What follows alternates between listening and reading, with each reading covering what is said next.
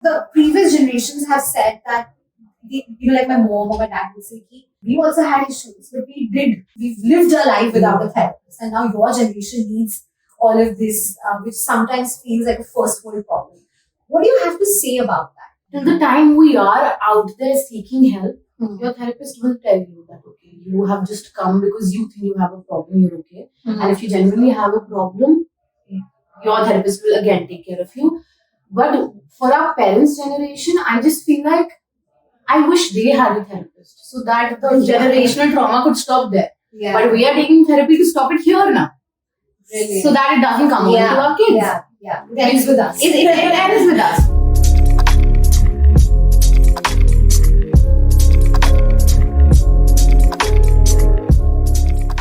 Hi everyone, welcome to Beyond the Couch, where the highlight is that we put a therapist on the couch to unravel what is right, wrong, what is what in therapy, who needs it, and to also understand certain concerns and issues that we just very loosely talk about, let's say emotions or let's say anxiety and things like that. So we go deeper into all of these things. Today I have Kavya with us. Hi Kavya, welcome to Being on the Couch. I know you're used to putting people on the couch and talking to them. So today we are doing the same to you. So let's start with, who is Kavya? Kavya is a licensed clinical psychologist, RCI licensed. I deal with most of the clinical population when it comes to therapy and clinical disorders. And that's what basically I do. I deal with people. People. Great. How beautiful people. I think, Kavya, so let's start to break down from here itself. You said RCI. What does that mean? Clinical psychologist who's RCI licensed. What does that mean? Okay. So, after graduation and masters in psychology, RCI, Rehabilitation Council of India, like governing bodies like we have for law, medical and everything. RCI has extended a 2-year program, which is like rigorous training with clinical population. You get associated with a hospital and then you go for a year academics, lectures, exams and presentations.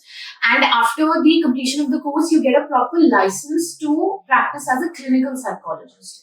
So as a clinical psychologist, you can do in-depth assessments of clients. Okay. You basically deal with the clinical population, which is more intense when we talk about OCD, depression, bipolar, mania.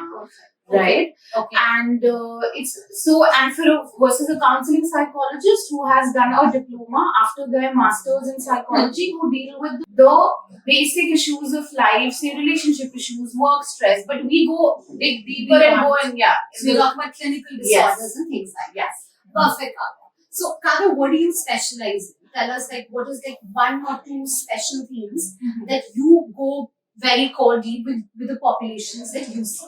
Okay. So, with my expertise of the most population that I deal with, basically we deal with most of the emotion dysregulation that people go through. Okay. And self-esteem issues, because these days world is so competitive, we all want to be on the top, and at times our self-esteem does get hampered, so that. Yeah. Also with grief, it's something that I deal with. I want to break this emotional dysregulation. Right? We hear so much about it. Emotional regulation, being emotional. What is emotional dysregulation? Emotion is just not like one aspect of a life. It's an entire continuum, right? From like happy to sad to being neutral, agitated. So it's like an entire spectrum that we go through, right? But when sometimes we're not able to control our emotions or regulate them. So, we've heard obviously in general population, we don't know what we're going through, but we hear each other saying that I am sometimes so impulsive, I don't even know what am I doing, and then I regret later. At that time, I felt that feeling so much that I wanted to dive into that, but I knew later that maybe, I could have not done it. So that dysregulation with emotions is something that we experience time to time. And that also comes from the fact that maybe, it comes from all the factors. Biological, genetic factors. I might be very aggressive and dominant because I'm born that way. You might be submissive. You might be someone who, keeps things to, hold your cards close to your chest. I might be someone who will be out there. So you see different personalities, and that's how they project different emotions. And sometimes you're not able to regulate them well, and then that causes problem. You might hear someone say that, I had a tiff at my workplace because I was not able to control my anger, or I am just so impulsive in my relationships that I, face problems in maintaining them. So that's what the emotion. Also, two examples of maybe things I can see. But anyway, I will not go into that. So now tell me, so we are understanding what you're saying from emotional dysregulation, but Kavya, how do we expect people to understand that, hey, this is what's going wrong, and then reaching out for help to say that, okay, you know what, I think I need therapy for this. How does that process or how does that decision work? Right. So it's like, I'll give you like a Brahmastra or like a bottom line of this, okay, which is like very basic to understand for everyone. So whenever we feel that we are having issues in our personal, occupational and social life, when it gets beyond a certain limit, or I should say maybe, I am feeling a little low for a week or so, but then I'm fine. But if I am feeling low for like consistently for 3 months, 4 months, or like for a persistent period of time, and hampering all 3 aspects of my life, or my anger and agitation is something that my family members say that this is a problem. At workplace, that's, hampering my work and my performance and my reputation. Social life, people are turning away from me because I'm really aggressive. Then I think I should go and see a therapist. So like consider this as something that we need to deal with. Got it. And now the golden question.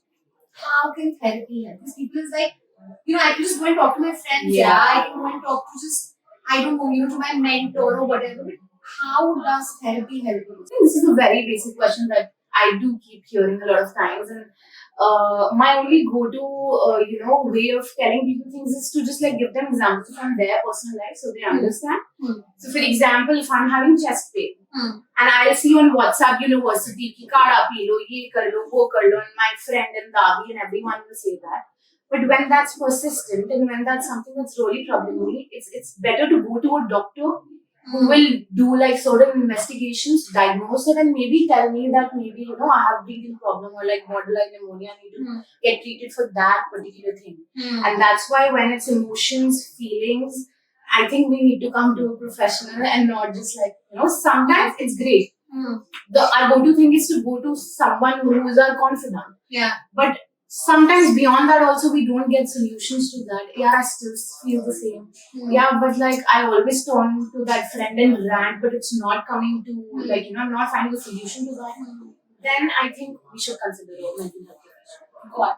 So Kavya, now I very much relate to a lot of things that you said, and I have always been very open and vulnerable about my situations. So what I found in myself is that I have always been very ambitious. Even when I didn't want it to be, I was. And a lot of problems that I went through were because of my ambition. Whether it is anger, whether it is burnout, whether it is stress. What would you say today to people who are overachieving, to people who are aiming for high, but then at the same time they don't know the things that are going inside them and why is it happening? So I think what I'm trying to ask you here is that how do you see emotional dysregulation and the correlation with overachieving folks? So very early on, it's not just with like one individual, through like most of us, very early on, the idea of having good grades was associated with our self-esteem.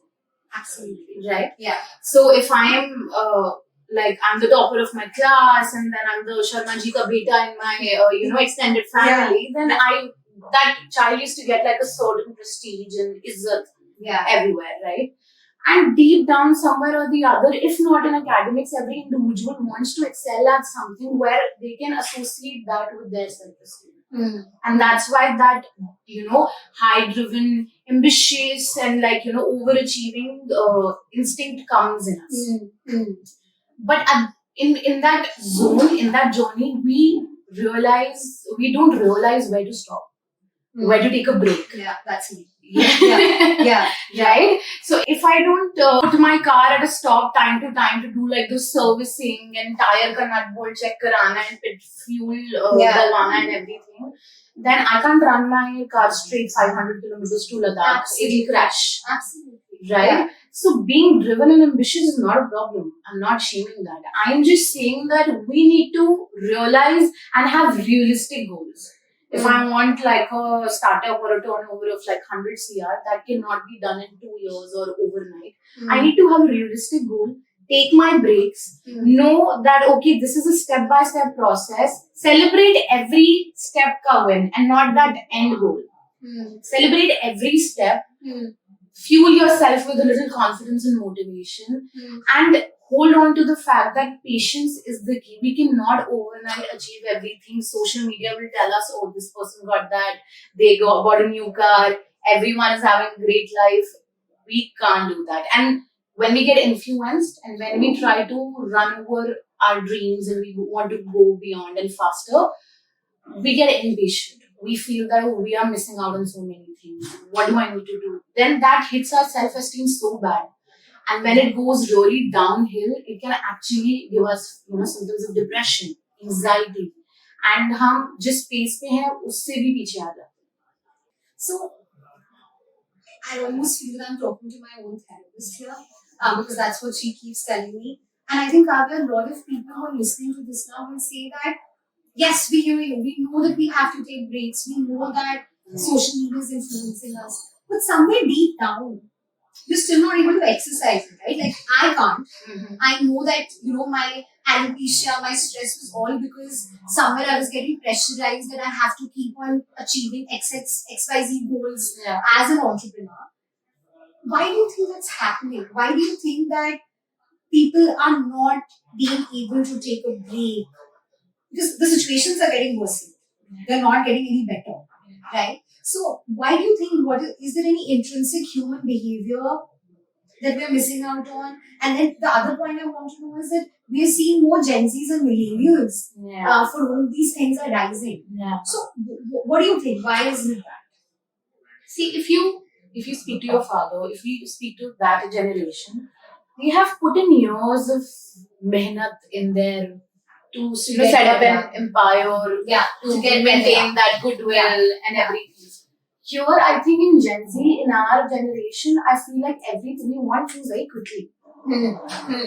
Yeah, and because and it's not our fault. I'm not blaming the particular generation. We are in that time where social media is there. I put something today, tonight it gets viral. Tomorrow I'm a star. Yeah. Okay. Yeah.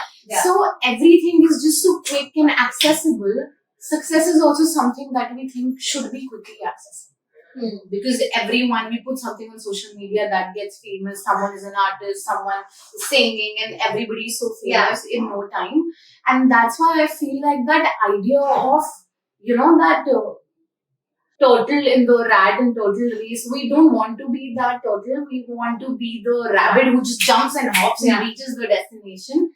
But I think sometimes it doesn't work for us in our favor. Because it's just like like that bijli bam jo ekdam jalaya and fat gaya, but it's like quick success, but then it goes down also too soon. Like if tomorrow I am famous and I'm a star and I'm viral, but after a month nobody would remember me. So for to last long, I think we need to fuel also, like we need to build the foundation also that we're relevant for the real. God. Let's assume I have come to you with all these problems that we've just spoken about.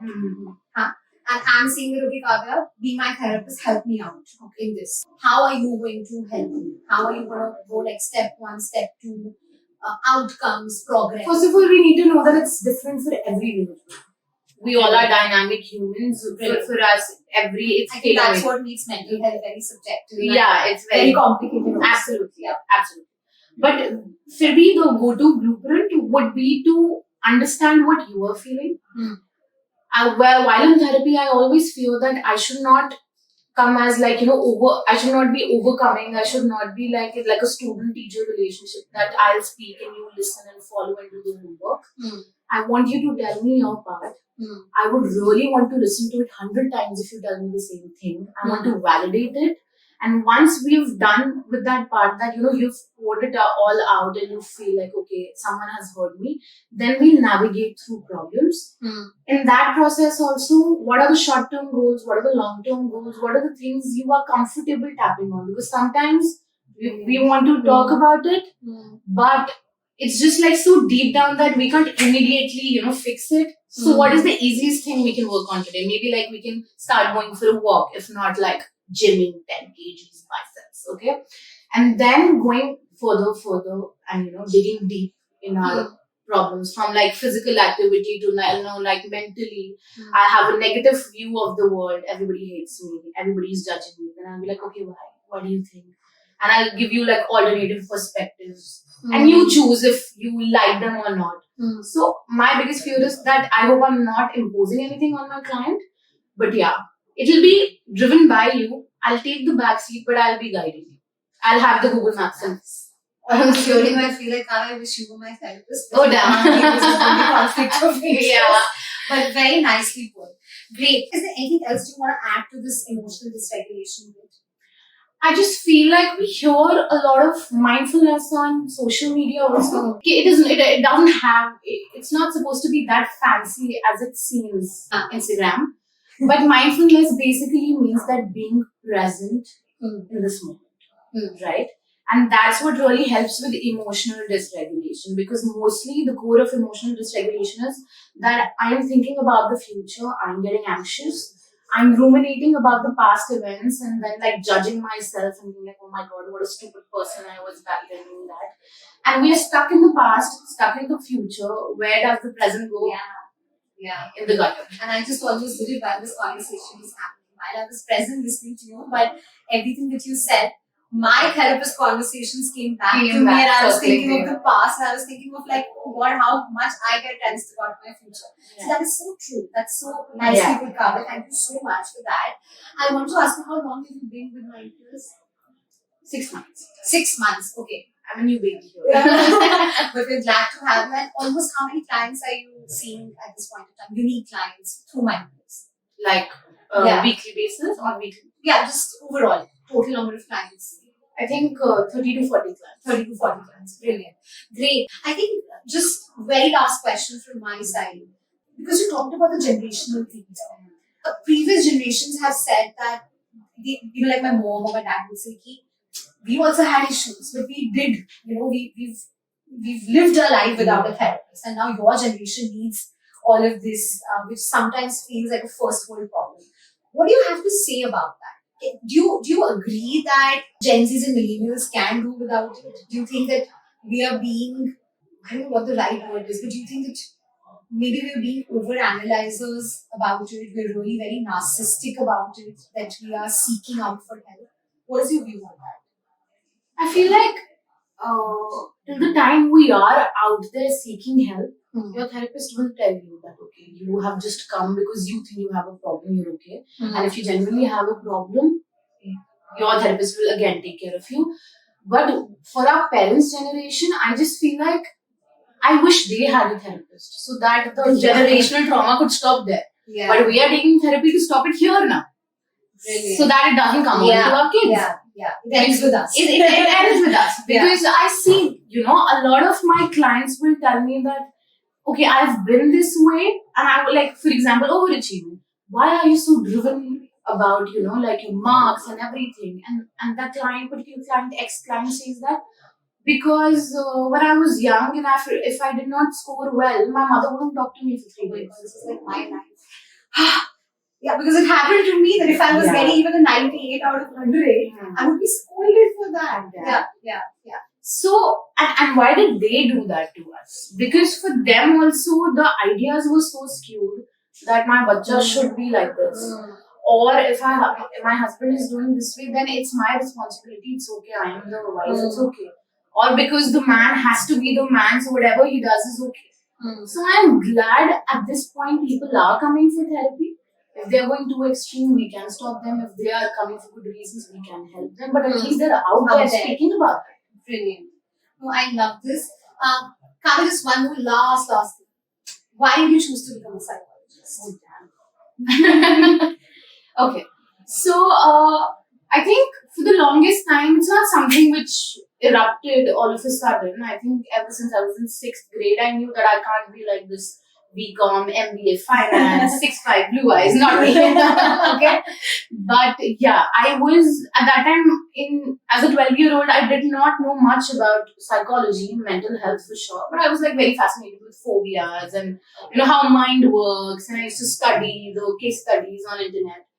Soon I realized that mind being the powerhouse, which is like, guiding our behavior, dominating our body. And I was just like, हम तो फिर बड़ी चीज ही पकड़ेंगे जो main है. But as I grew older, I was really happy that my interest was still intact. And when I got into bachelor's, I was like, wow, this is nice. I want to study further. When I was in master's, I was like, MPhil bhi karenge for the license. Right. And I think my love has not died. I'm glad that it's just grown on me. I'm glad that you did it, and I'm glad that you're here with us. So thank you so much for this, Kavya. So if someone wants to book a session with you, how do they do that? So for MindPeers, the app has a very beautiful feature where you can book according to your issues. Physical health issues, mental health issues, and the expertise, the experts will come. Yeah. Right? And then according to your, whatever experience, age, female, male, very important, you can choose. I just feel like it's not that which filters would we find you for? Emotional dysregulation? Emotional dysregulation, personality, anxiety, depression. Personality, anxiety, depression. These are the cases that you choose. Yes. Amazing, great. So you know where to catch Kavya. Kavya, this was wonderful. I really learned a lot, and I almost felt that you were helping me to understand a bit of my life. Again, everything that I went through, because we talked so much about overachieving and how we want everything fast. So I love that. Thank you so much for doing this for us, Kavya. Great to have you on. Thank you for having me. Thank you so much.